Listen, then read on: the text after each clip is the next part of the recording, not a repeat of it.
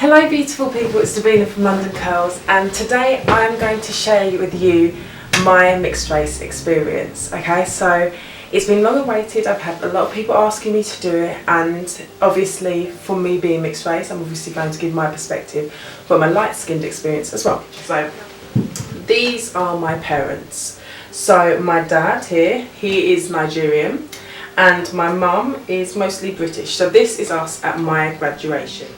Now I have learnt to love both sides of myself equally. This has taken a great deal of time, and I'm going to share with you my experience growing up, because there was a massive struggle I experienced, a struggle for identity as I was growing up, and I think that this is common when I speak to my other friends who are mixed race, and from reading the different people that have written in to London Curls, it is definitely a common thread through us all that there's a real struggle for identity. Okay. This is me and my mum when I was about 5 years old. Now I grew up with my mum, so I didn't see my dad quite as often. I saw him once a week when I was younger, and then we didn't see each other as much as I grew up.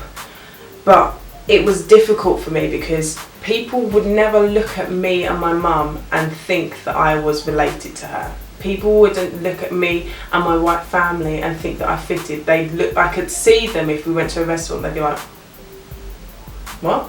Or they'd think I was adopted or something. Like literally, people could not get their head around the fact that me, a little brown girl with very, very afro hair, could possibly be related to a family of very pale white people with straight brown hair. They couldn't get their head around it. This. I grew up in an extremely Asian area, a place in East London called Walthamstow. I grew up there, so everyone on my road was Asian.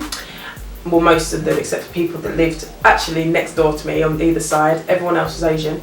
And then when I went, the place I went to primary school was predominantly white. Okay, so there were no other mixed race people within my year group at all. And I remember playing a game with a group of girls, or asking to play a game where we were all pretending to be pop stars, and it was a group called Bewitched at the time, so it was an Irish group, and I said, oh, can I play? And I remember a girl specifically turning around and saying, no, but you can't because you're black. And I was knocked back. I was like, whoa, okay. First of all, I'm not. Like, that's all I could think. I was thinking, but I don't see myself as that. Like, my mum is white. Like, the person that I'm spending the most amount of time with is white. How am I this different? Like, why do I look like this? What's even more telling is I've always been a geek. Like, as you know, I'm an English teacher. I remember typing stories on my Windows 98. And one of the stories, and I'm glad I can't read it because I think I'd genuinely feel a bit sick if I could read this now. But one of the stories I wrote when I was very young, I typed, I have long blonde hair and beautiful blue eyes, my hair's straight and flows in the wind.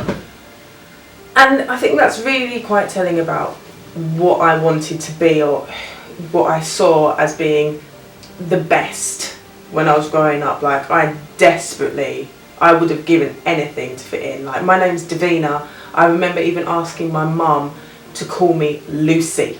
Like, I begged her, can you please change my name? I don't want to be called this. Can you call me Lucy instead? Now, my last name is Looker.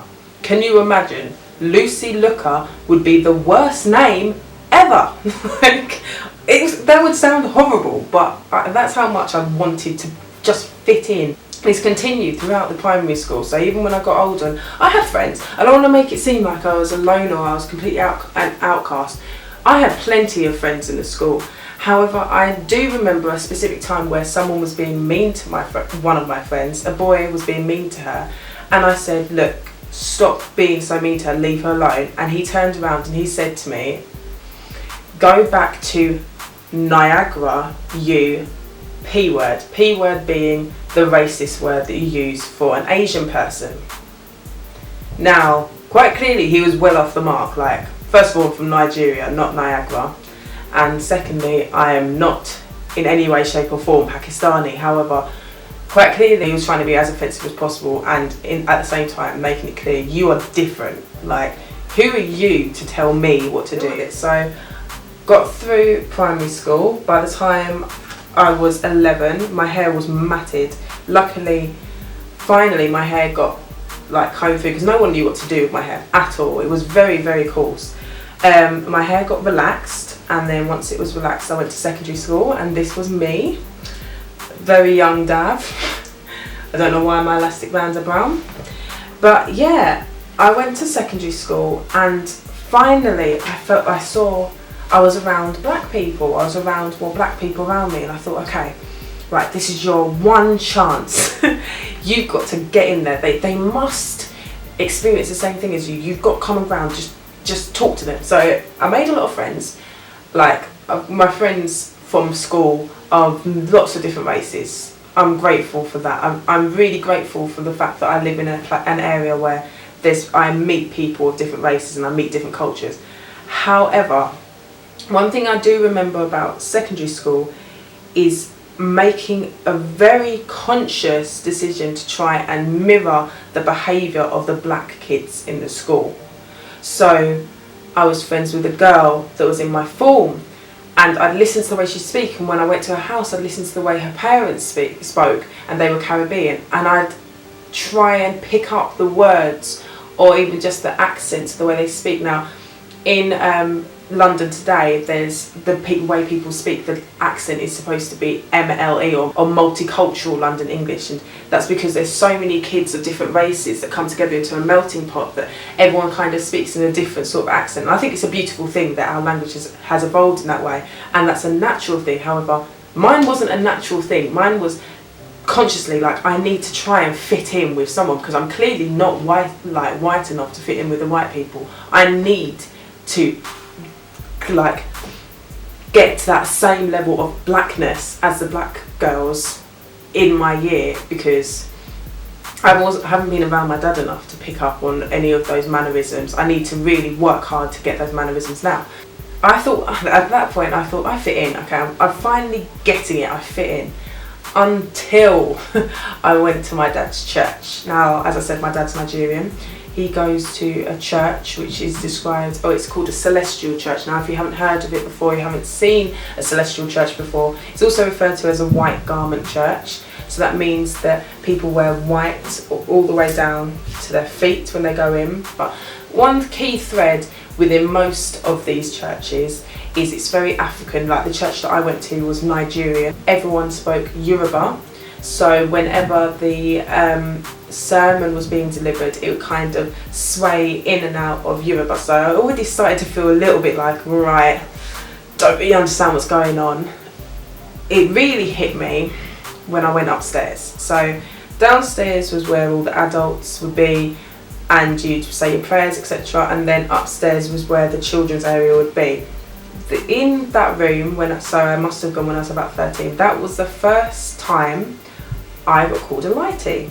But the children of the church refused to call me by my name. I'm sure half of them that I don't still talk to wouldn't know my name now, would still refer to me as Lighty. They would only call me Lighty. So it'd be like, oh, are you going to go speak to the Lighty? Is the Lighty coming with us?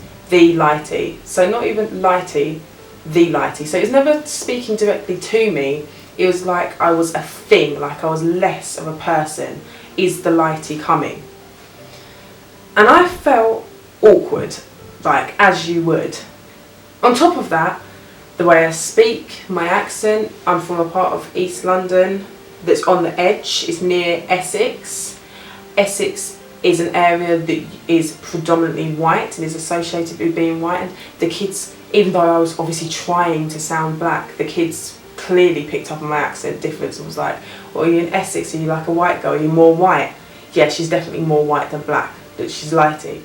So again, I didn't feel like I fitted in. I mean, I think this is a massive problem, and I think what made it harder for me was the fact that I didn't see my dad anywhere near as much as I saw my mum. It was hard. It was very hard for me to forge my identity. I tried really hard growing up, and I think what made it harder was because I had absolutely no one to talk to about it. Like, I couldn't speak to my mum about it because it would upset her, and because she would say, either ignore them or she'd just try and make me feel better about it. But it's difficult because obviously she hadn't experienced it herself. I feel like my dad would have understood a bit more because obviously having come from Nigeria, he would have experienced the feeling of being different or the other and so on. However, I didn't have that conversation with him until I was much older. I think I was about 7, I think I was in uni, I think I was about 18 the first time I spoke to him about it. And I could have really have done with that conversation way back when I first experienced, you can't play with us because you're black. Like, that was the point where I could have really done with someone saying, no, like, you aren't less than this child. There's nothing wrong with you. There's no negative connotation that comes with being black. You should be proud of both sides. I needed that. I found myself, and I learnt to love myself and accept myself and not try to be something I'm not feel like I needed to fit in. I found that when I went to uni. So I've always been come across quite confidently, or at least from secondary school I came across confidently, but really in uni I was able to just relax, to just be myself around people. It's a chance for you to meet new people and you don't have to have these friendships that you don't want. Like, I think when you're in school you're kind of forced into a place with people, you know you're going to be with them for the next 5 years at least. So you think, okay, I'm going to be friends with them, I'm going to tolerate this, that and the other. Like, I think when it comes to going to uni, you have more of an option of actually choosing people you want to be friends with rather than people you're friends with out of circumstance. So I've got friends, multicultural friends, like people from every place in the world, like, and I love it. I love being around people with different cultures and hearing their stories and picking up different words in their language, and not because I want to fit in with them, but because I'm interested, I'm genuinely interested in knowing your experiences. However, as much as I love multiculturalism and how much I feel like the country, the UK, well actually I can't even speak for the whole of the UK, I can only speak for London really, London has progressed, and that children that are mixed race have got other children that are mixed race around them and that they can feel more supported. And also, of course, it's reflected more in the media as well, which helps a lot. It's feeling different, and a struggle for identity as a mixed race child is still relevant today. It still happens.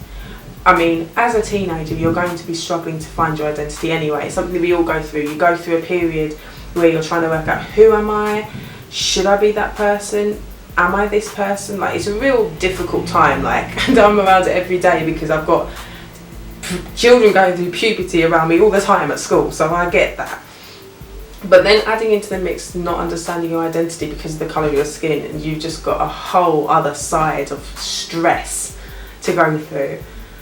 In response to the mixed race tag, all I can say is that growing up mixed race is difficult, as is growing up any other race as a child in general. But I think if you do have mixed race children, or if you are mixed race yourself, I think it's so important, and this is my personal opinion, to know both sides of where you come from. Like, two sides to a whole. Like, just know who you are and love who you are. And if you are dark skinned, if you are light skinned, if you're as pale as a sheet, or as you are as dark as like the night sky, love yourself. Do not, it's difficult, and I know this may sound like the most simple thing, but do not allow the negativity and other people's insecurities to affect you as a person. Don't change yourself for anyone. You are you. You do not have to be any more black, any more white. You don't have to act a certain way or speak in a certain way to be you, because you are yourself, and love yourself. And I can't express that enough. Love yourself. Again, please, if you haven't, go on to www.londoncurls.com. If you have a story that you want to share about either your mixed race experience, growing up mixed race, growing up dark skinned, light skinned, or just in any way feeling colorism or shadeism from your friends, family, or a complete stranger, please contact me and I'd be happy to share it. I love hearing your stories. I'm so happy that you have all expressed that you've enjoyed sharing and hearing other people's experiences, and I hope you've enjoyed this video. Right, thank you, bye.